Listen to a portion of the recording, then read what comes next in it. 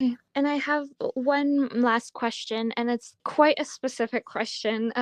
So the reason I have this question is because I recently gave birth, and I gave birth to a baby girl. And so my question is, do I have to shave off her hair? And if I do, what is the logical reasoning behind this? No, you don't have to do it.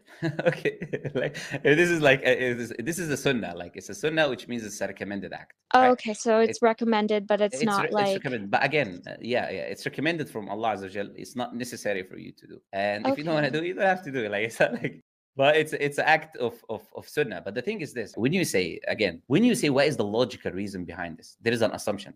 Mm-hmm. The assumption is that there has to be a logical justification that fits what you think is logical for every command in Islam.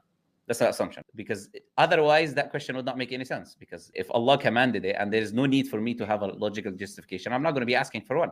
But there's an assumption for many people is that there has to be a logical explanation given to me that fits my understanding for every command in order for me to do that command. Then you're not worshiping God, you're worshiping your own desires, you're worshiping your Okay. intellect. Do you understand? So if it makes sense to my intellect, I'm going to do it. If it does not make sense to my intellect, I'm not going to do it. And the fact is, you can do this with any command in Islam. You can have a never-ending process. For example, why is it 5 prayers? And if it was 6, you will say, why is it 6 prayers? If it's 10, another person will come and say, why is it 10 prayers? So there are certain things that we would call, there's 2 types of commands in Islam. Things which are ta'abbudi, means we do as an act of worship. For example, the one you mentioned about shaving the head. This is an act of worship. And then there is other things that Allah might tell you the reason and the wisdom behind them. These 2 types of things. But the important thing, what you need to establish with logical reasoning, is whether Islam is the truth or not.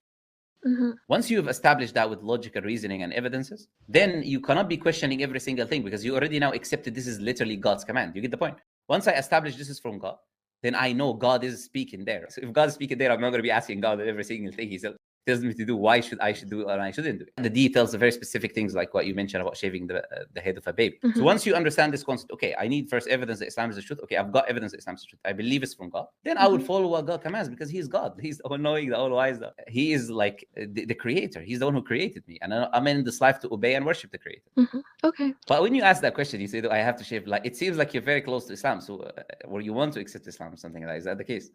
Like I said, like I've so basically for the last year and a half I've been really looking into it, but it's just been taking me a while to like fully accept everything that I've learned about it, which is why I wanted to join your live and kind of ask some of those questions that I have hesitations with. Okay. Is there any other thing that you still have hesitation with, Not that I can think of today.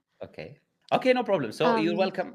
Yeah, but thank you so much for answering everything. Yeah, no problem. I hope the answers were satisfactory, You're welcome to come another time if you got more questions about Islam. And I do, like, we always welcome anyone to Islam, If anytime you want to accept Islam, you want to become Muslim, you're welcome to come on. Or you're welcome to speak to Muslims. If you have Muslims around you, can help you do it.